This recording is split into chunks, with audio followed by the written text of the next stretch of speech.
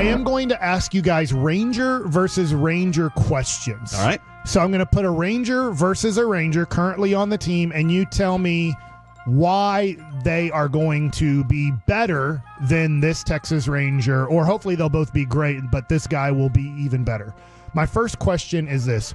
Who will have a bigger impact on the 2025 Texas Rangers? Jake Burger or Joc Pederson? I'm going to go with the guy that hopped on our show first, Jake Burger, who was a fantastic personality for one, and I'm expecting a lot of things from him at the plate this year. For me, he doesn't have quite the same cachet as Joc Pederson. Joc Pederson has this, everything I've heard about him as clubhouse guy is insane. Heard the same thing about Burger. Just Joc's name's been out there. He's been an all-star. Yeah. He's been in the home run derby and put on a great show. Yeah. So I think more people definitely know who Joc Pederson is when the Rangers got these two players. But you got two really good clubhouse guys. But I'm going to go with the Burger.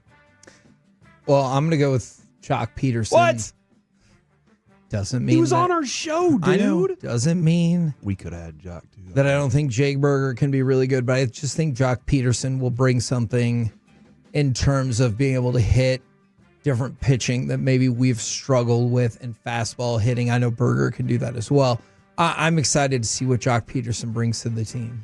Okay, I'm going to now ask this question based off of those two players. Last year, Jake Burger had 29 home runs. Joc Pederson had 23 home runs. Maybe this is too easy of a question. What are their batting averages? Can you throw those out real quick? Batting average, 275 for Joc Pederson, and for Jake Burger, we have 250. Okay. Who'll have more home runs? Burger had 29 last year. Peterson had 23. Let me answer this first, Corey, because clearly logic is going to go against me on this one. Okay. I'll stick with Joc Pederson, but I know all you have to do is be like, what happened last year? He might play more. I don't know how Bochy's going to juggle that, but having, right-handed bat, left-handed bat, how you decide what you're going to do there. I think I'll go with Burger just because he seems to me more like a home run or bust guy, and Joc can hit for doubles. So I think versus left-handed starting pitchers, I think Burger is going to bat fourth in the lineup. Okay. Wow. I'll take it. I think versus right-handed starting pitchers, which is obviously the majority that you're going to face, I think he's going to bat somewhere between 6th and 8th. It's great to have that flexibility when you have what you have at the top of the lineup. It's already a very deep lineup if you're completely healthy. Yeah. All right. So now it's a big if. I ask a completely healthy question. Oh, no. 120 games is kind of my goal, but it doesn't matter. All I'm going to ask you Don't ask the question yet. Out there, just you're thinking, Kevin, you said, oh, gosh.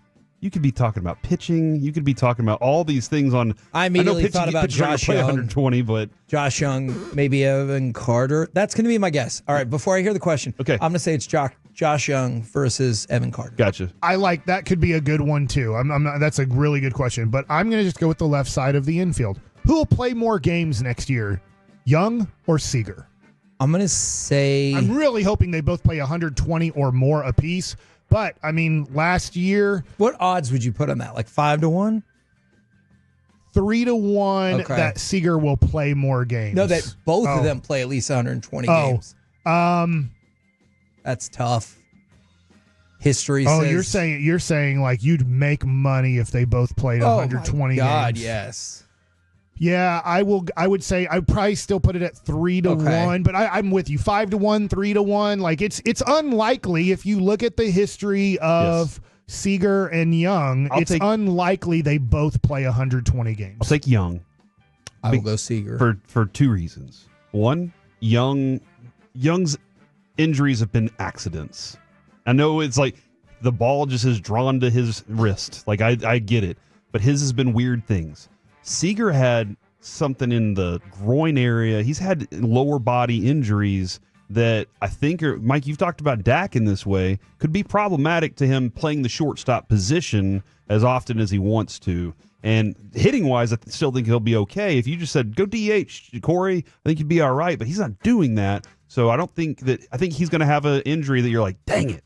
Yeah, and to your point, my opinion is worthless. And I know that Corey Seager would say, shut up, Mike. I I do think him playing at shortstop is detrimental to his health. The Rangers disagree, and guess what? I'm not part of the Rangers front office, so that's where my opinion doesn't matter at all. I do think part of his injury problem is he's playing such a demanding physical defensive position, and he's 6'4", 230. He's not built like a shortstop. He doesn't look like a shortstop. I get the shortstop position is changing with like O'Neal Cruz and Ellie De La Cruz, but when you look at those guys are really fast, lean, and they're quick. And I think that if Corey Seager were to move to first base, you'd have a better chance of keeping him more healthy throughout a season. And I'm going to go with Corey Seager just because you've been wanting to see Josh Jung for 4 years. Yeah, really since he was drafted. Exactly. And you've gotten 1 year where he hit 122 games. The rest of the games he's played combined don't even come close to that. They're like 70-something. Why are you doing that to me, man? That hurts my heart. I love Josh Jung because the one Didn't full sound like season it. you got of him, you felt really good about. Yeah, he was awesome. Or fullish. My next question, I'll stick with position players. And I think that this would be a true statement. It's a somewhat of an opinion, but I think I could say it's true. Marcus Simeon and Adolis Garcia had arguably the worst years of their career. Right. Now, you can go back to Marcus Simeon very early with the Chicago White Sox, like as he's developing, he's a rookie, second-year guy. But once Marcus Simeon figured it out, remember, Adolis makes the major leagues at a very, I think he's made it at 28 years old or 29. So, 27 is when he played for the Texas Rangers in the COVID year and played 3 games. So he really makes it at 28 years old. He didn't really have the developmental stage of playing in your early 20s and trying to figure out this league. Who would you bet on having more of a bounce back year, Marcus Simeon or Adolis Garcia? I'm going to go with the guy that's going to be here Monday whenever he's down at the fan showroom signing autographs, and here's why. This is very, very easy for me. I just want you to know, Corey, I've heard you say this before. I'm straight up going to rip off your answer, and you're the reason why I'm going to pick the same. He is Bochy with World Series. He has a bad year, he bounces back. He has a bad year, he bounces back. You go look at his history in every other year. Whenever it's bad, it's Cam Newton. It's good Bo, bad Bo. Every year that he's good, the next year's kind of down, and then he bounces back. I know age is a thing, but I think there's just something about him where he's like, that wasn't good enough last year. I got to be better. Here's the work I'm going to change. I mean, I prepared you for this, Mike. Literally what he just said is why I'm going to answer the same. Okay, so Marcus Simeon, just to let you guys know as we go to break here in just a second. Marcus Simeon in 2023, OPS of 826. Gosh. Last year, 699. Now I go to Adolis Garcia, OPS 836 in the World Series championship year. Last year, 684. Wow. Those were such major drops by both guys that you need a rebound from both of them. Yes. But one of them has to get closer to that 800 OPS that they were for a championship team instead of being below 700. Both of them, your number 1 and number 4 hole hitter coming into the season ends up both going under 700 OPS. The Rangers did add power, though, where they didn't have it last year. They added and said, just to cover that up, we can move you down in the lineup. They need Simeon's on-base percentage to be there this year.